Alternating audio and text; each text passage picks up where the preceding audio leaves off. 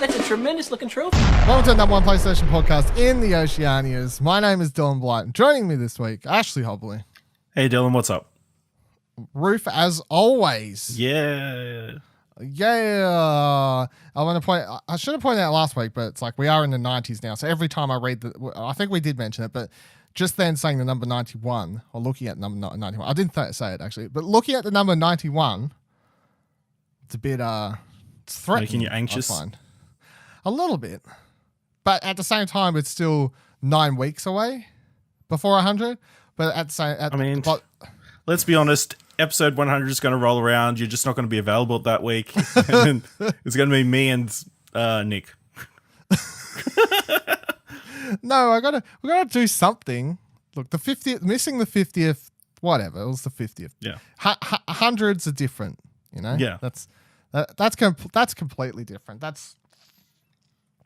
I got to do something, but I have no idea what we're doing. But anyway, that's a number that's closing in and scaring me. To add to the list of other scary things stuff, of other dates and things that approach at the moment that make me anxious. Anyway, all right, let's kick into it and talk about something that PlayStation Australia kicked off or announced this past week that's going to be coming out in hold on, what's the day? Today's tomorrow. This day. Tomorrow. Yeah, it is tomorrow. Oh yeah, there you go. Smarts. It's out tomorrow. So PlayStation Australia is bringing out a PSVR show to YouTube. I don't know if it'll pop up on other platforms or anything like that. Who knows? Facebook, you'll find it somewhere. But it's going to be hosted by Good Game and Screenplay former host Nick Richardson, and they're going to have a assortment of, I think in the trailer they say like popular or famous or something, but it's like Australian YouTubers on as guests to play and talk about PSVR games. And the trailer's only like 20 seconds and it shows, I think it's a little bit corny, kind of typical edited together trailer of, you know, people in VR being like, wow, oh my God, like, oh, that, you know, that typical kind of VR, oh wow, look, it's really going on. But yeah. It's a show that has the potential to bring attention to VR games and this sort of thing. But the thing I was wondering most is, have they just randomly decided to kick off this show recently because of how well kind of PSVR's picked up in the last 6 months, I guess? And they're like, fuck, it's a thing, it's popular, what should we do? So we'll kick off a monthly show to showcase PSVR games, which also is worth pointing out because that means that PlayStation is confident that they're going to have quality of games through 2019 to show off something, or 2 or 3 games monthly. Every month, yeah. So that's a semi-important detail of this, I think. But yeah, what do you think about this show? Are you keen to check it out? What do you got? Yeah, I mean, it's interesting. I mean, it seems a bit out of the blue, like out of nowhere, but it does make sense given all the quality of PSVR stuff that's coming out this year. I mean, probably not enough eyes are on games like Astrobot and Beat Saber and those sort of things, and hopefully a bit of a marketing push from PlayStation wouldn't hurt. I'm sure there's a bunch of people who picked up the PSVR, like me, after the Black Friday sales, and possibly will pick it up at Boxing Day sales and that sort of thing. So, or get gifted it for Christmas. So it's not a terrible idea to be providing something to promote the games that we could be playing. Yeah, I'm wondering, when are we going to get an invite? I mean, the number one PlayStation VR person here on Australia, or in Oceania, is Dylan Blight. No invite yet. You're damn right. Look at my crown. It's a very nice crown. Look, I'm offended constantly, Ash. This is the thing. Yeah. Anytime they do shows like these or anything, I'm like, look, I'm here. I'm just right here. I've been yelling about PSVR date dot. Okay? I'm here all the time talking about the fucking games that are coming out and stuff. And look, as we move forward, we'll talk about other things as we go closer to 2019 and make things more spectacular. But PSVR is going to remain a big part of this show, probably going to become a bigger part of the show, I feel. Probably. Would be, especially now that you have it, there's like no way it's not going to be a more covered aspect of Platinum Explosion than it already was. But instead of me just going, well, look how it's fucking amazing, Ash, and you being like, yeah, it is pretty fucking amazing. Yeah. Yeah, that's how the conversations go now. Yeah, you can join in the conversation, or at least even if you haven't played it, be able to understand and back forth like we would for any other game. Yeah, even if you hadn't played it, but you have like a better understanding of what I'm talking about mechanically and stuff like that. Now that you kind of play the games more and stuff like that, so I think that's exciting going forward. So that will be good. With all that said, and with everything I just said about how Platinum InkSplosion is definitely the number one PlayStation podcast in the Oceanias and will continue to be in 2019, and is B, the number one PlayStation VR podcast in the Oceanias, and I'm the king of VR as just crowned by Ashley Hobley, which definitely makes it official, and that's going to continue to 2019. The big news of the week is neither of us have played Borderlands 2 VR.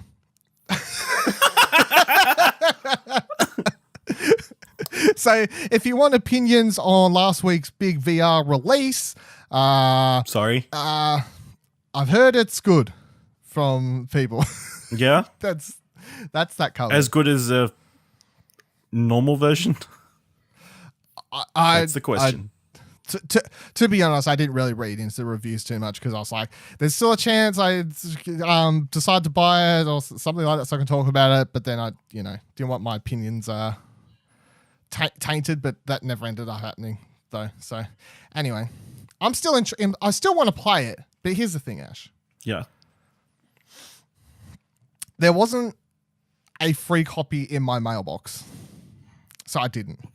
And it is Christmas time, and I've just spent a lot of money on other things, and I think it's like $80 or $75 or something along those lines. So it definitely wasn't going to be an impulse purchase to cover for the show. As much as I wish I could impulse purchase everything games just to, well, not everything. Sometimes I do. When something, this is a behind the curtains business aspect of Platinum InkSplosion.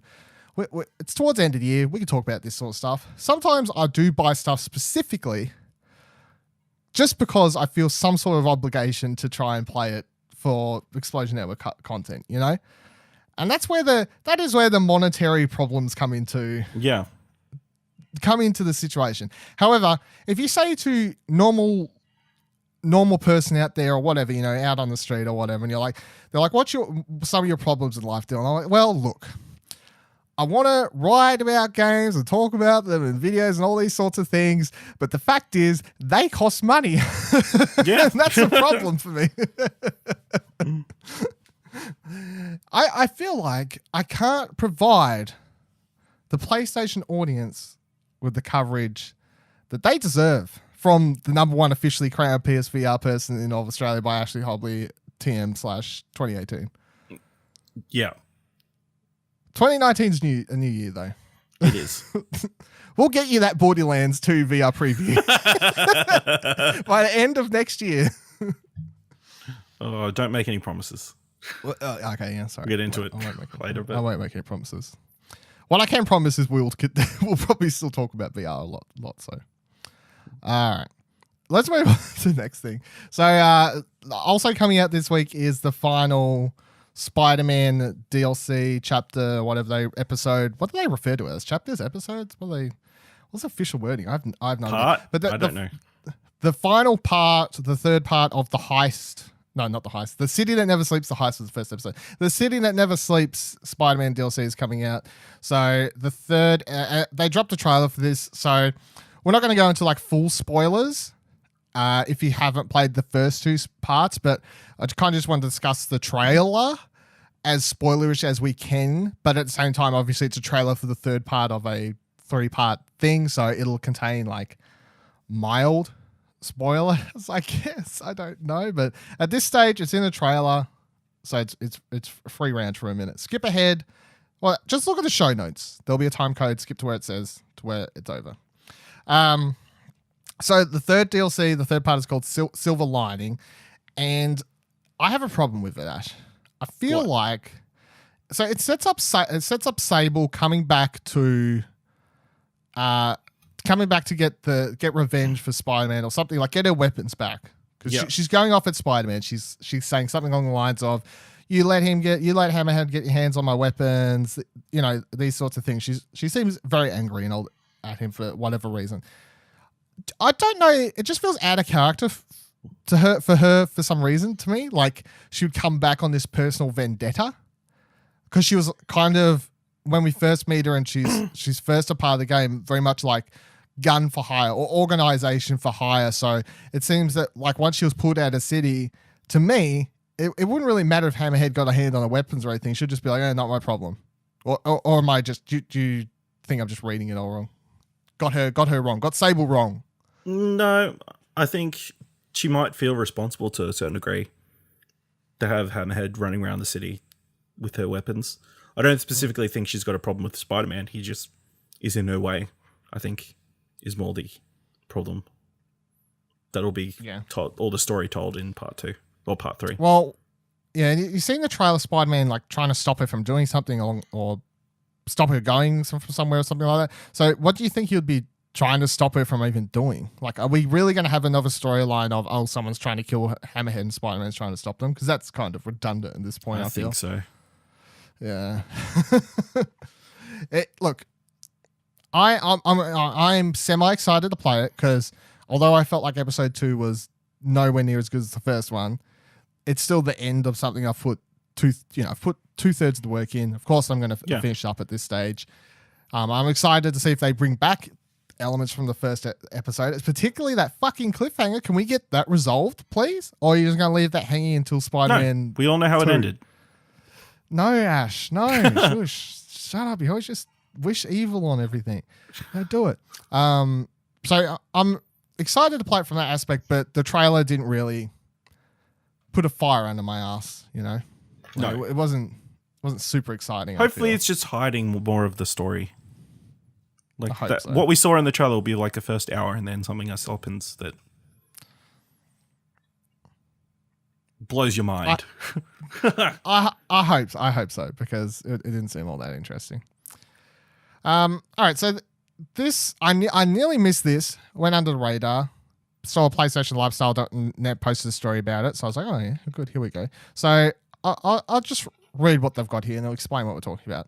You'd be forgiven if you believe there was something fishy going on with the Dreams beta we've been promised. Because if you remember, Ash, it was apparently going to be coming out in by the end of the year, they were saying.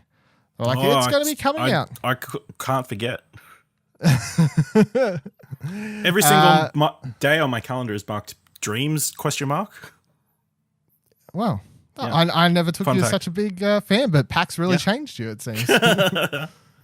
So this is a tweet. Someone sent a tweet at Media Molecule, and Media Molecule, for some reason, responded to this person, even though they are being, well, dicks, really. So Media Molecule on the 10th of December put out a tweet that says, is there any better way to start a week than with these lovely presents from Dreamverse.com, a selection of Christmas-themed MM logos and trees first spotted on the show floor, blah, blah, blah, Dreams. It's just a Christmas picture, whatever, nothing going on. Why does someone have to be a dick in the reply to this? Of course someone does. Thomas at Dirty Rags 01. Dirty Drags, to be fair. Dirty Drags, oh, sorry.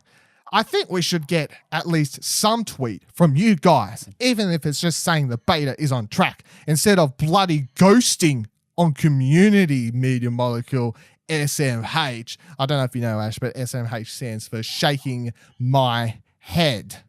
I'm not that old. If you, I don't know. You sound old. Look, That's fair.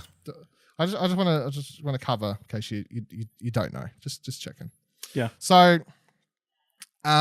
Rude, Thomas. Very, very rude way to put that. For some reason, though, Media Molecule decided to respond and said, hi, Thomas. We aren't ignoring anyone. It's very busy here at Media Molecule Towers. Our plans haven't changed, and when we're ready to share more details with you all, we will. And they even put a heart because over there at Media Molecule, nicest people going around, you know? So, they still reckon, so this is saying that the beta is still going to be on track. We have no idea what kind of beta it is. All they ever kept saying that the Dreams beta would be coming at some point before the end of the year. what's that? So we've got about 2 weeks, 2.5 weeks left in the end of the year, I suppose. 2.5 weeks, yeah, roughly. And apparently the Dreams beta or some sort of beta is still going to be coming on the way. Now, I would like to cover my tracks here somewhat and say the following. Dreams could release a beta, and this is as PlayStation Lifestyle points out in the article. They could put out a beta that is private, and they wouldn't technically have never lied to anyone, you know? Yeah. Like, it's still a beta that's out, even if they only invite We put out a beta for all the other Sony exclusive studios. Yeah. Merry Christmas. What if that's what they want to do? They want to drop the beta on Christmas. And now you're all just ruining the surprise, all you angry tweeters. Fucking Thomas, what are you doing, mate? Yeah. Causing trouble. You want to give us a Christmas gift, a free open beta, and you're just whining. You get nothing but coal. You're gonna get some cold.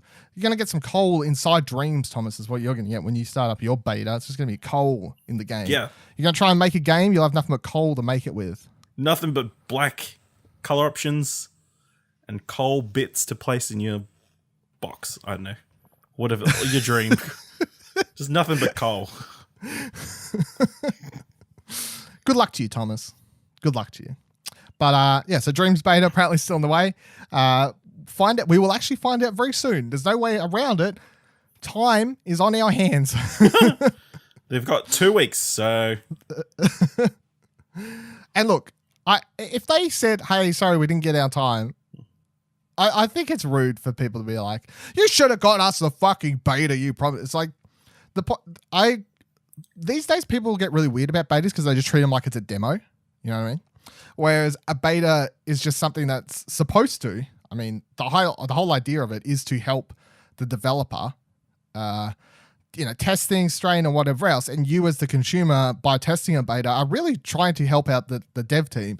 And that's why most like alphas really have the forms you fill out and stuff like that. And they're usually under NDAs, and you're supposed to actually send back feedback, do feedback. Betas, most of the time these days, people just use a pseudo demos while it's like a stress test for servers and whatever else. But if you're trying to rush out a beta when you're not ready as the developer to even be able to get anything from the beta, like if you're going to put it out and you're not going to get stats from it that are going to help you or anything along these lines, it's like, what's the fucking point of putting out the beta? You might as well not even put it out at that point. So don't rush the beta. It's funny that they still think it's funny to say it's still coming when we're this late in December, but at the same time, yeah.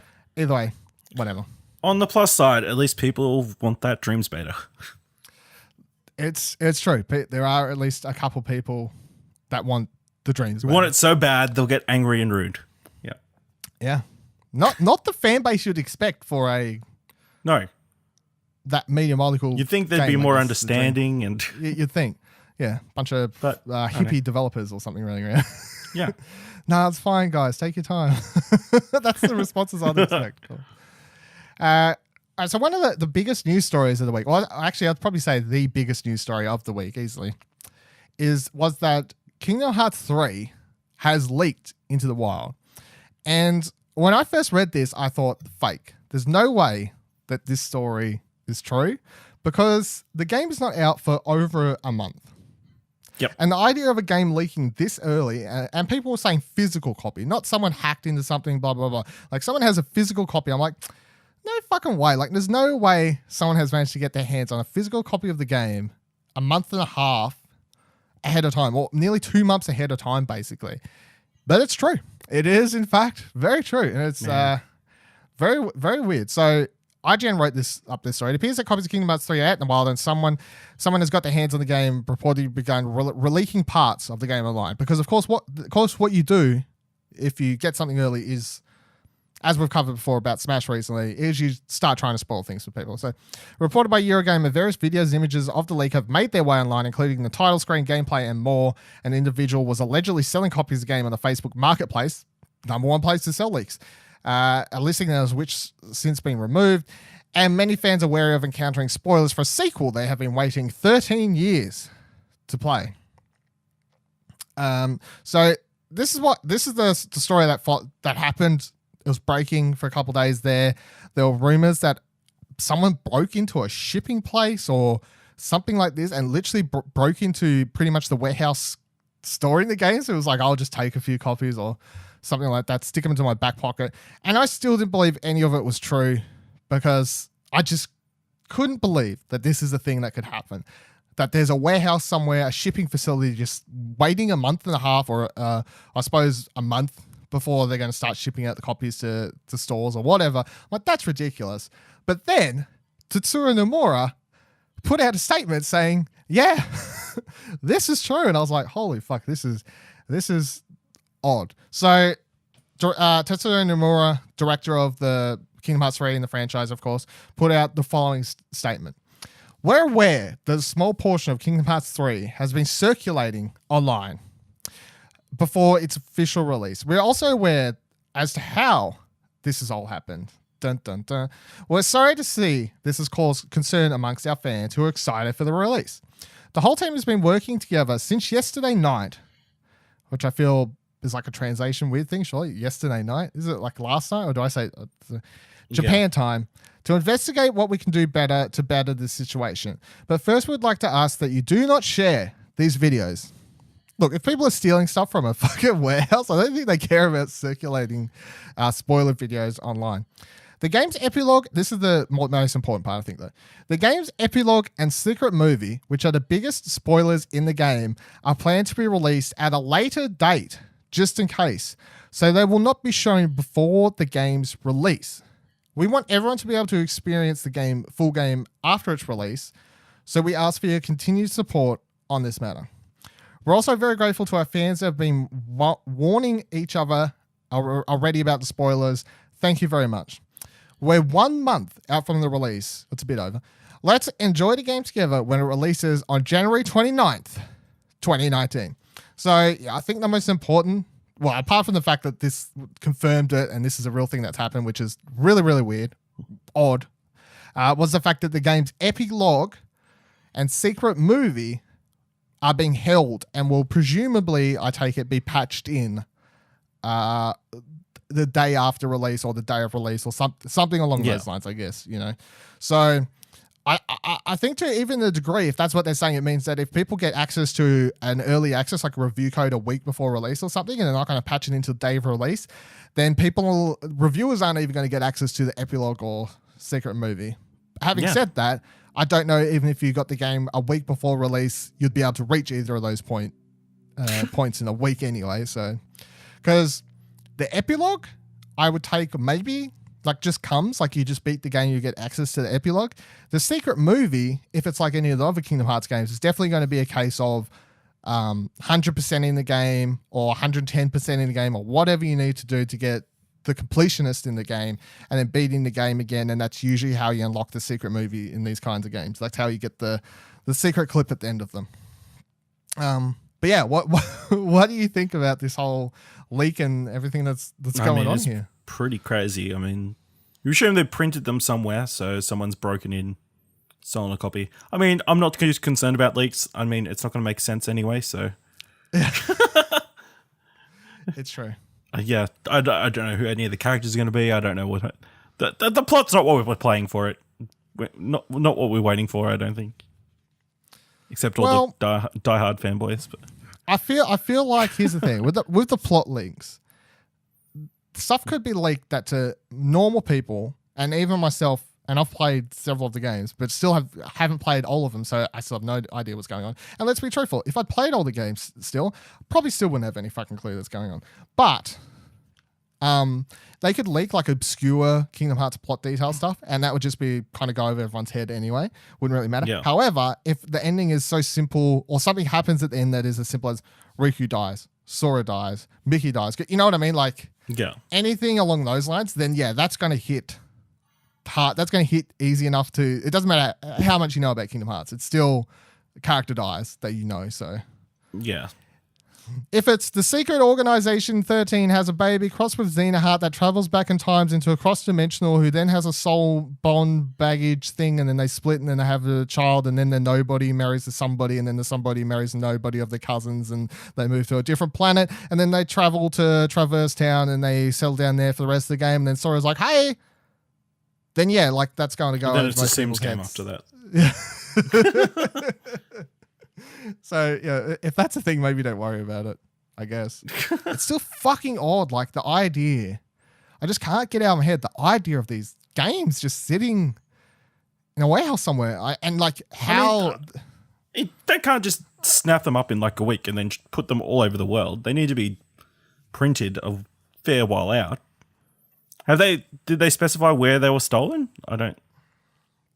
No, I don't think so.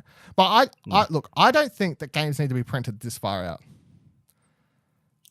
I don't know what shipping's like and that sort of stuff, but I mean, I understand you need enough time, but have you ever everything I'm about to say is very much I know fucking nothing about what I'm talking about, other than the fact that I've seen a video of how fast these discs are made in like warehouses, and they're stamp printed and whatever, they're chucked down a conveyor belt, and all these sorts of things are happening. That's a lot per second, like per hour they're making lots of copies of the games. It's not going to take you a month and a half or a month to make the amount of copies that you need. Yeah, but there's only so many places that make these, I assume. And then there's however many other games that have got to be printed as well. I guess, but fuck, if you're going to spend 13 years working on a fucking sequel, can you, wait an extra week and put a security guard on the shipping place it's going? I don't know. Yeah, the funny thing is they were trying to find Anthem instead. Yeah, yeah, I mean, maybe it's they went, god damn it, Kingdom Hearts 3. Meanwhile, fucking BioWare's over here like, we haven't even started printing our game yet, guys. In fact, our game hasn't even gone gold yet. And it's only just after yours, so... I couldn't think of any other January games, so... Yeah, I don't know. I mean, Kingdom Hearts pretty much rules January at the moment. February, you can grab Far Cry and... Resident Evil 2 January? I can't remember. But I know February is like... Rage, yeah, February is where everything is. Far Cry, whatever the fuck else. The Exodus Vision. moves this past week. The what? Metro Exodus, whatever it's called. Oh, yeah. That did moved. It move? Yeah, I'm pretty sure that moved. Oh, missed that. Well, there you go. Movers and shakers of the industry. Yep, we know everything. So yeah, I'm looking forward to Kingdom Hearts. I'm not going to seek out the spoilers because if it is something that's so basic, I could understand it with a simple glance over a couple words or something like that. I definitely don't want to know about it. Either way, if it is something so ridiculously obscure and here's the thing, the epilogue could be something that a lot of people could understand. The secret movie, if anything, is going to be really obscure and for diehard Kingdom Hearts fans. But the epilogue thing could be a thing they're going to keep behind doors. And that's why they're not in the game, I guess. But I don't know. That's an odd, interesting decision to put a part of your game behind a download. Maybe they were legit worried about spoilers or leaks or something, I guess. Yeah. Don't know. Sorry for everyone with shitty internet. You won't be able to... Yeah. You have to download something while you're playing. You'll have to watch the epilogue on YouTube.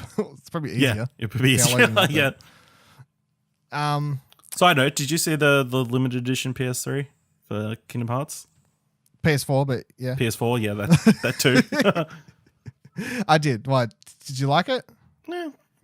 It's interesting. It doesn't scream Kingdom Hearts until you look close at it. I don't think it screams Kingdom Hearts at all. No. It's just... Unless the console's a different color or got a big design or something on it, these small ones, the small black normal consoles with the white splattery design that you can't really tell what it is unless you're looking more close up to it. Maybe some people like that more because it means it doesn't stand out heaps like a giant subtle glowing thing in their cabinet or whatever. So, yeah, more subtle. Me personally, nah. No. No thanks. I find the on the controller, the etching on the touchpad interesting though. I haven't seen something do that before, I don't think. I feel like something did, but I can't remember off the top of my head what it is. But I don't mind the controller thing so much. It's more just the console. Yeah. Like if I'm buying a exclusively limited console, I want it to be a big fuck you in the face type thing happening. Like Spider-Man. Yeah. Like Spider-Man. Giant red thing with a Spider-Man logo on it. So Yeah. Yeah. All right. So the other thing that happened this past week that is that Sony put out this hashtag My PS4 Life campaign is what I'm calling it. Although it's like it is a campaign, really, isn't it? It's getting people to look into it, and then they're tweeting it with the hashtag, which is just free promotion for Sony and PlayStation at the moment. So it's a campaign, I guess, is what I'm going to call it. If you don't know what it is, you head on over to the website, which I don't know exactly what the link is, but just search hashtag My PS4 Life on Twitter and you'll find the link to it, I'm sure.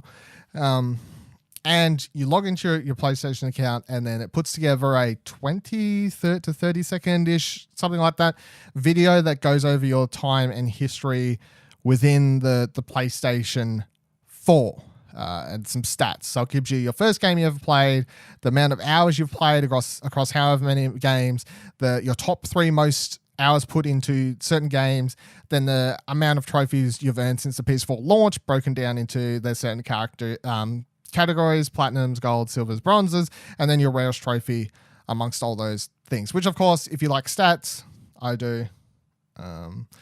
I saw the first person I saw tweet this out from InkSplosion Network was Nick. He likes stats, so I'm sure he was loving it. But there are a few things to go over about this, but first, let's just get me and Ash's stats.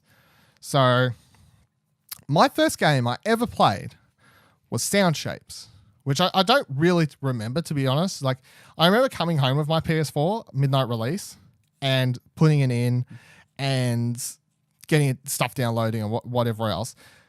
I don't remember what happened after that, but it's saying I did Sound Shapes first. I know exactly why I would have done Sound Shapes first, and it's because I could download the game, sync my save profile from my PS3 or Vita, and I got a platinum to pop in 8 seconds.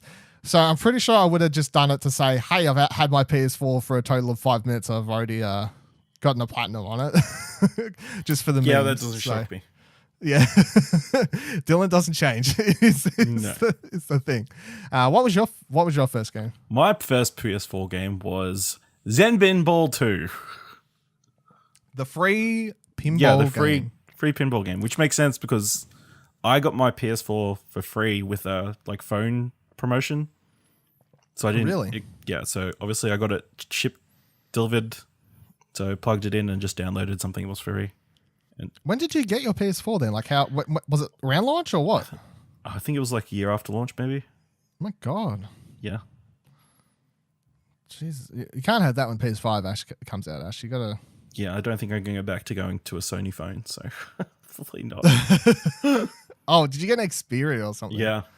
Oh my God.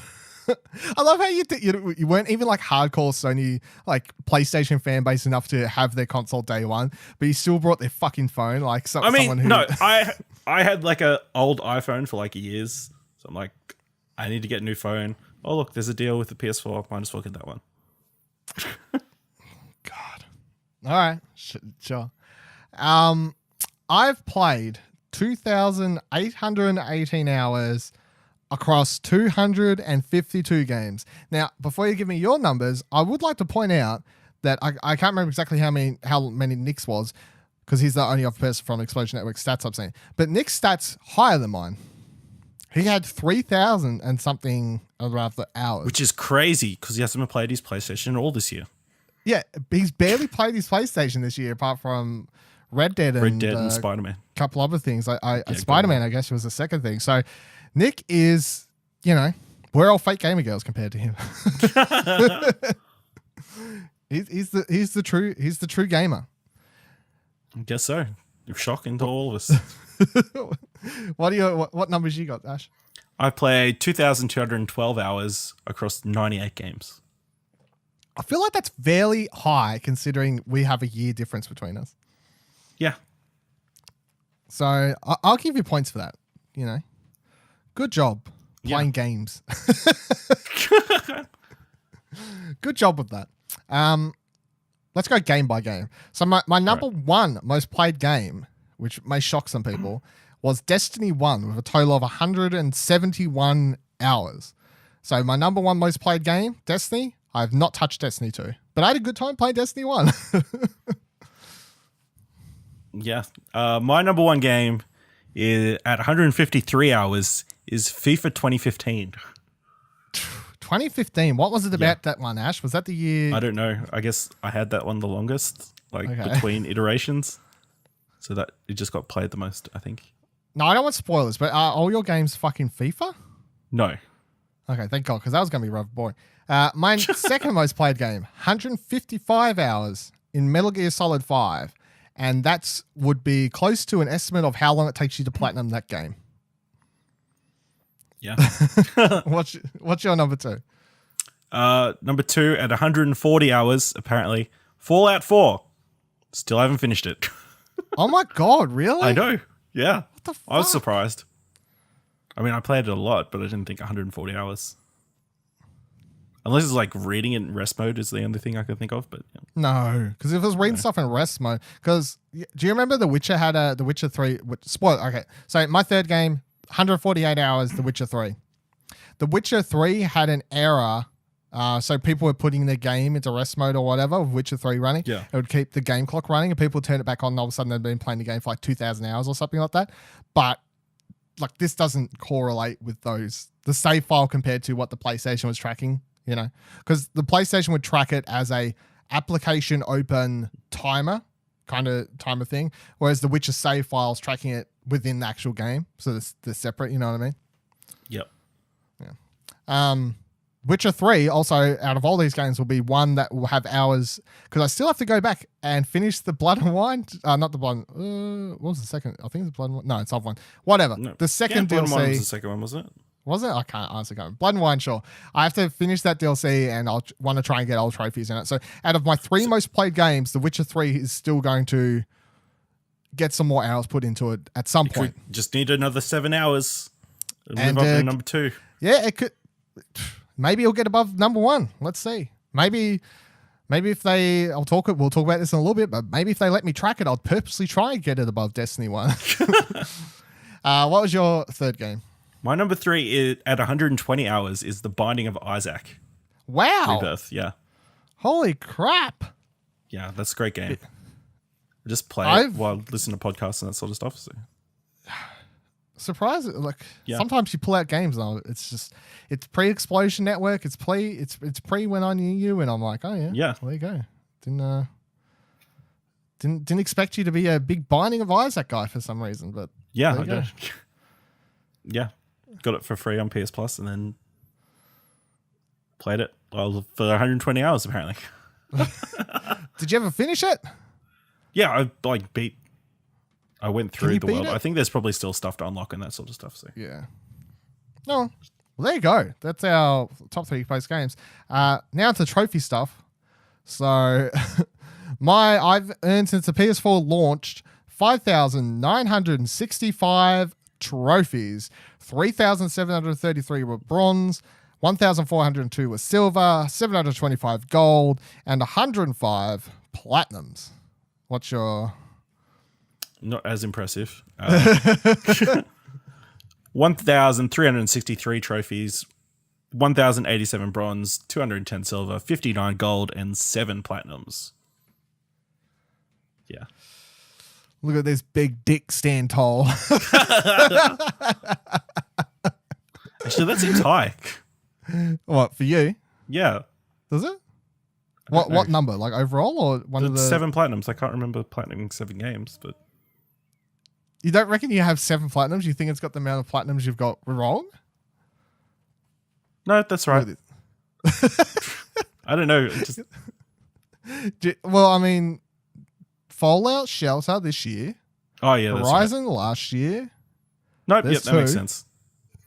That I know of. No, it's Spider-Man this year, 3. Yeah. So we're basically halfway. Yeah. All right. And the rarest trophy I've got is Tiny Titan, which is the name of the Tiny Tracks, which is the PSVR game, Platinum. So my rarest trophy is actually a Platinum, which I was like, oh, yes. Apparently only 49 players have that one. What is your rarest trophy? My rarest trophy is it a called, FIFA trophy? No, it isn't. Oh, okay. It's called Doing a Bradbury from Party Crashes. And only 21 people have it.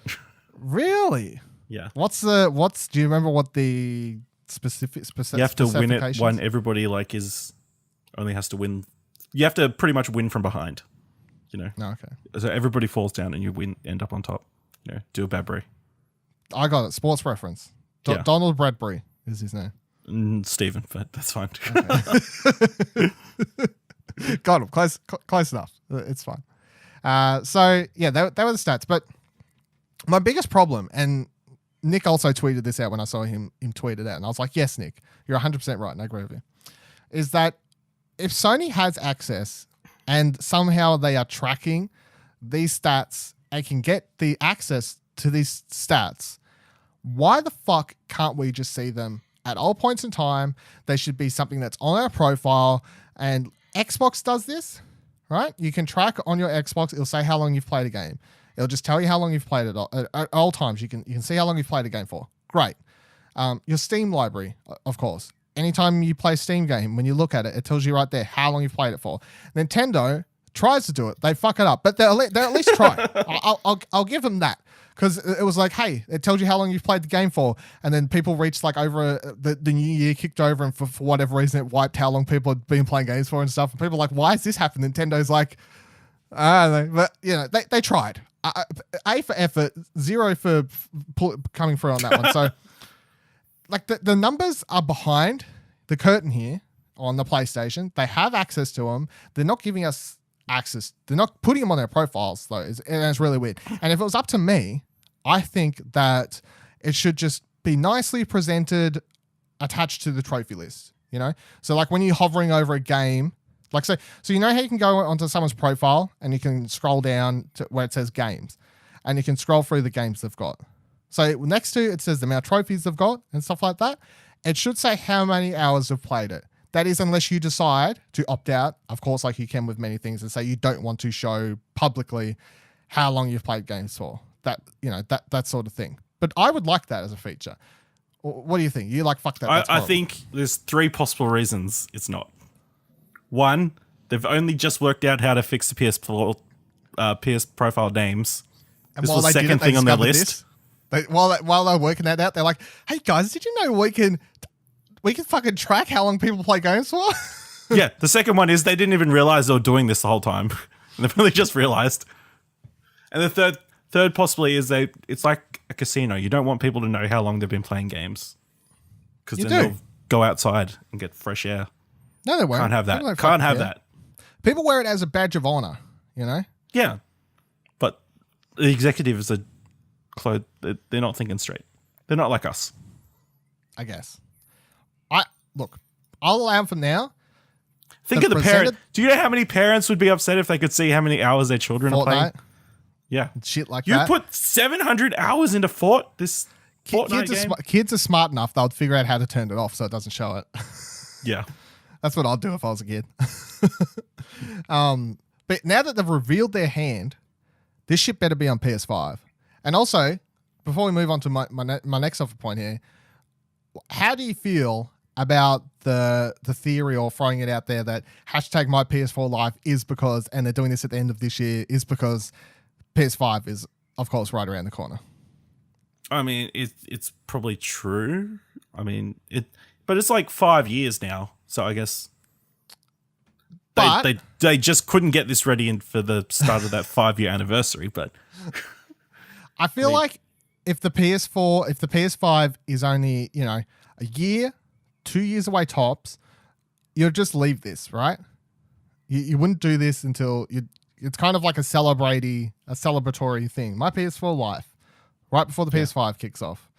So, I don't know. PS5 releasing December 26th next year. Any day now they're going to announce press conference. Don't get me more anxious, Ash. I can't handle it at the moment. Just can't do it. So that's why there's no Dreams beta. They're waiting for that press conference. Game. Yeah. So on Reddit, someone pointed out something really interesting about these stats, though. So this was really, really good. The poster's username is GameStat. No, it is, yeah. GameStat. There you go. And it was posted in the PS4 Reddit. They say, as you probably know, Sony recently launched My PS4 Life, allowing players to share their gaming experience. But what is also important, in every video, they disclose the exact number of players who receive some trophy. Combined with the percentage of people who obtain the trophy, this data is available for every game on the PlayStation website. We can estimate the total number of players in this game. So basically, what this person has figured out, and now if you head to GameStat.com, so GAMSTAT.com, this person or persons, if there's more of them, have started putting together a list of games and working out exactly how many people have played that game on the console. So Sony have inadvertently basically given away, not 100%, because of course if people have never linked their console online, I'd say that Sony doesn't of course know if they've played the game. So what percentage of people is that, do you think? I'd say 1% or something. It would be very, very small, surely. Well, I mean, also, it could be higher. I really don't know. Like certain areas of America, I don't really know about all sorts of things. So, but either way, I feel like in the majority, like the whole bigger picture, it's a very small number.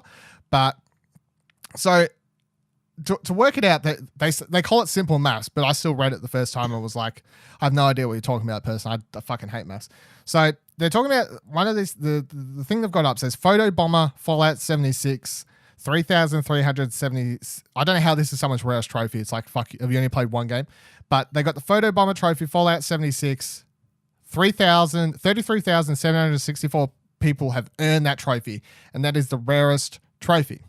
Then they say, if you head on over to PlayStation.com and you look up the specific trophy where it gives you the rating of, ultra rare, rare, common, uncommon, like how they rate them now, it says that 8.3% of all players have got this trophy. So they write simple math. The total number of people who have played Fallout 76 on PS4 equals 33,764 by 100 times 8.3. 406,795 is the total number of people who have played the game on PlayStation 4. And people have now, through the Reddit thread, people have been posting their pictures, like my rarest trophies for this game. That means it must be this amount of people, blah, blah, blah, blah. And they've started putting together this website where it's listing the amount of people that are played the game or have played the game for close approximates as you can get. And there's some interesting stats, I'd say. Like there's some games that you're like, fuck, that's like super low. Some other games you're like, that makes sense that it's so high. There's some really big differences between some that are quite interesting. So if you want to check out the full list, gamestat.com, or I'll put it in the description below. But some that stand out to me was, so they have Call of Duty Ghosts right here next to Call of Duty World War II. Call of Duty Ghosts, 12,600,000 players, compared to World War II, which has 24,600,000 players. Huge difference, I feel. Huge difference for a Call of Duty franchise and players. But also, right below that, even though it's fresher, but still, Call of Duty Black Ops 4, 9,230,000 players. Still a lot, and of course we know that Call of Duty did well this year, but it's going to be interesting to see how, I suppose, those numbers pick up. But it's the Ghost is, several years old, and it's so much lower. To prove how well Crash did, Crash Bandicoot 2 Cortex Strikes Back, 9,390,000 players. Quite high.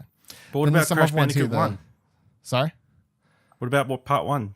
Number 1? Yeah, people haven't bothered I guess people haven't worked that one out or haven't got an image. No one's got a trophy. Shouldn't be the same because they're all on the same disc. No, because if you scroll down further, they've actually done, here's somewhere Spyro. So Spyro the Dragon 1, 679,000 versus Spyro 2 Riptor's Rage, 379,000.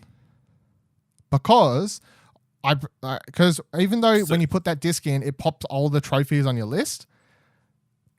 Like Spyro 3, I haven't started, so mine's sitting at 0.00%, 0.0%. Mm-hmm. So you can kind of work out if people have actually bothered starting or not. Some other interesting things I found: Tales from Borderlands, 2,440,000.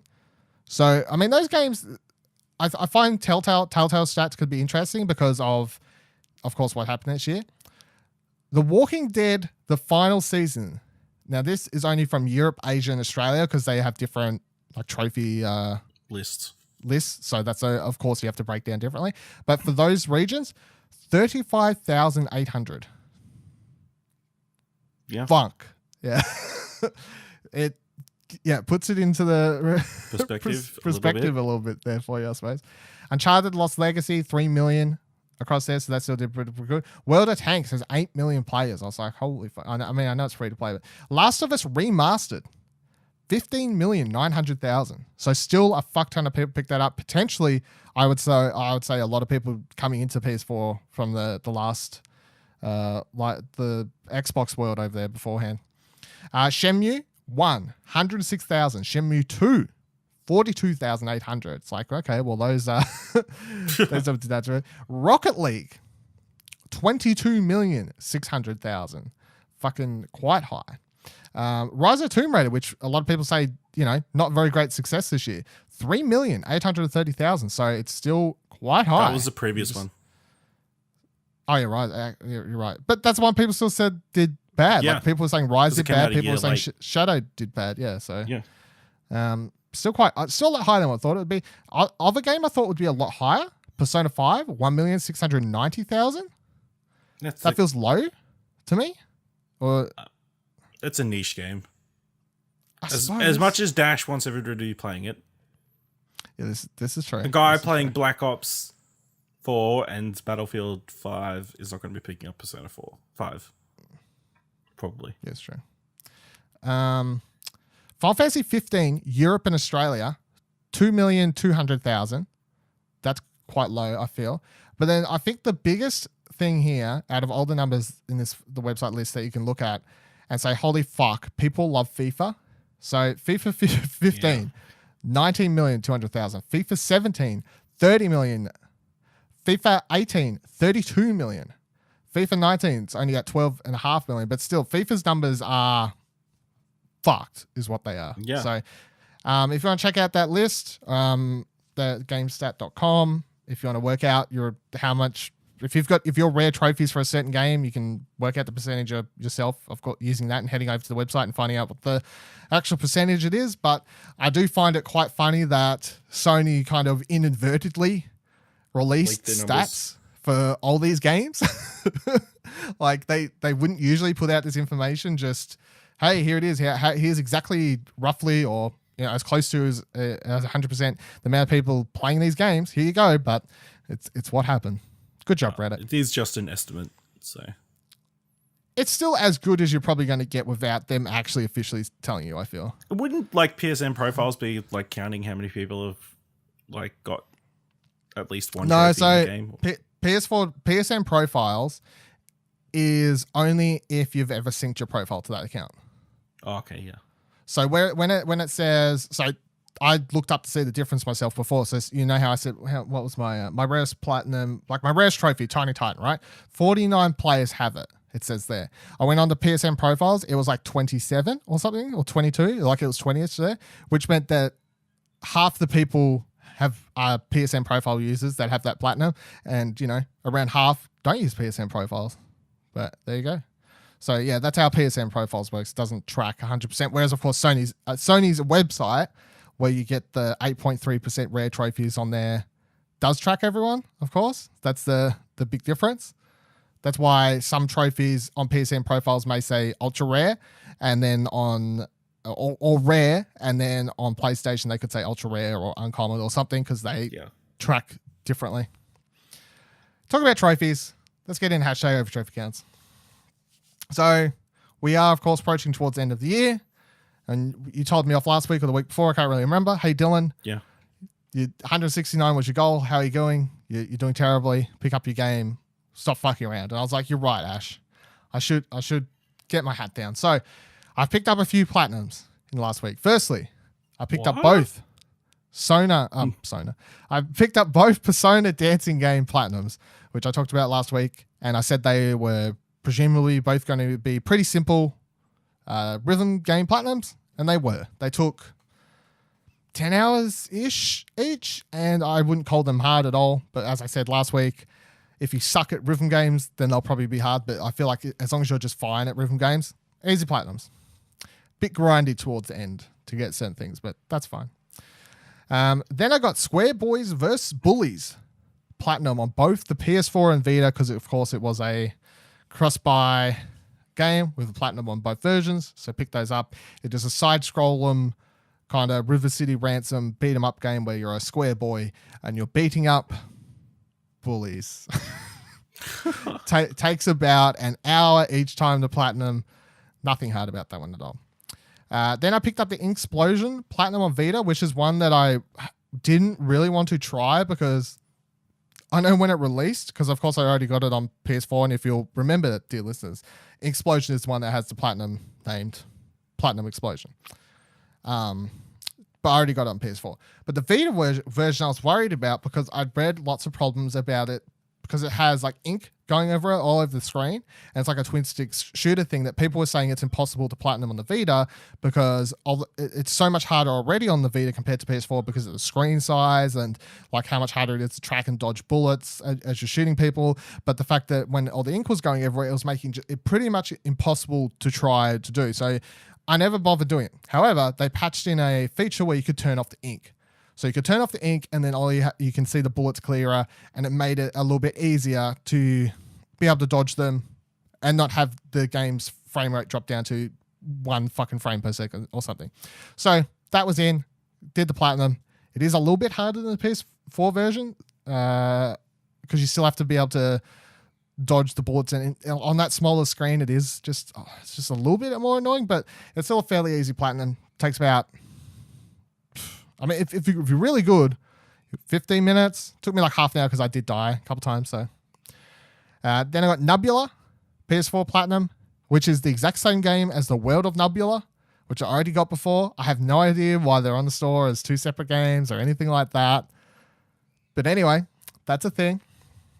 And then I went back to Hex Tunnel Touch, which I discussed the other week when I was going through games I'd played, and I said it was apparently supposed to be an easy Platinum, and I gave up on it because it was too fucking hard. But I was staring at my games last week, and I was like, fuck, this is going to annoy me so much that I have like 30% of the trophies, and it's going to annoy me. So I'm like, fuck it, I'll give it another go. I'll Google it, see if anyone's got any tips to make it easier. And people had tips. They had one tip to try and make it easier, because the biggest problem with that game, Ash, is it's basically a first person, you're just a thing. I don't know what you are. And the controls are simply the touchpad. So to dodge the objects through the level, because it just keeps you constantly moving, right? And you have to dodge poles and fucking random shapes moving up and down the level. You have to move up, down, left, right. The only way to control the game was the touchpad. Swipe it left, swipe it right, swipe it up, down. The most obtuse fucking controls ever. Oh no, up, down was on like L1, R1, and then you had swipe left or right. People said go into your controls on your PS4 and change it so that L2 and R2, like they go up, down. Like you can change the controller configuration, so when you go into the game, that's how you can play it. That's what I did. It made it a little bit easier. Got them. And then the last one I got was Devious Dungeon on the Vita, which is a roguelike. I started ages ago, and I've throughout the year just been playing it slowly at times on both PS4 and Vita. So I still have to get the PS4 version, but it's a very simple roguelike. It took me, I don't know, several hours all up, I suppose, just ever so slowly.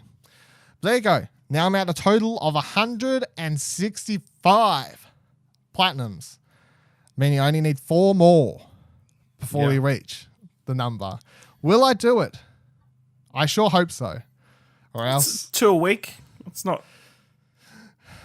Well, I don't have any specific games in mind, but I'm like Devious Dungeon on PS4, since I just did that, and I can play that on my PS4 while watching something, because I can do the thing on my TV where I can have like 2 HDMI sources, kind of like next to each other type thing. So I could do that mindlessly while watching something, which is probably how I'm going to go about it. So that's doable, which leaves me 3.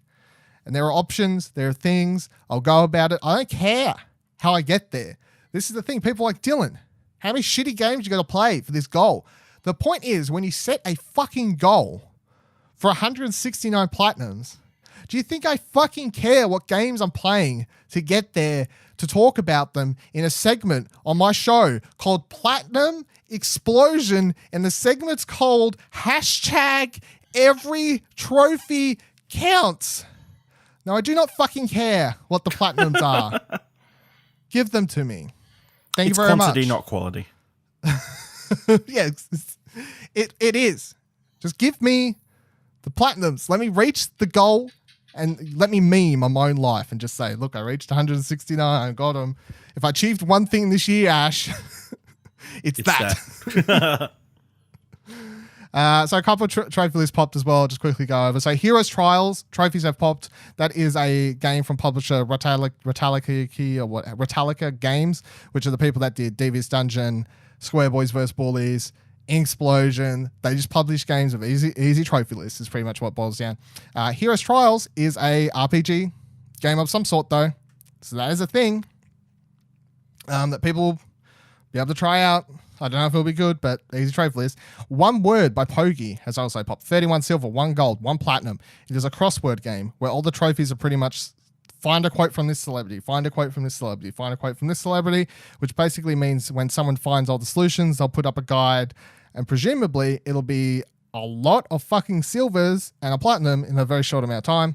And then this one isn't easy at all, but Cook Serve Delicious 2 was announced to be coming to PS4 this past week, which is good news because although I haven't played 2, I played 1 on PC. Fun game. I'd like to point out that if you're looking at the Cook Serve Delicious 2 and go, hey, it's a platinum, Overcooked 2's platinum is pretty easy. No. Cook Serve Delicious 2 is nothing like Overcooked 2. It is basically a hardcore time management sim where you've got to choose what to do in the kitchen, create these recipes and, time management, everyone and what you're doing.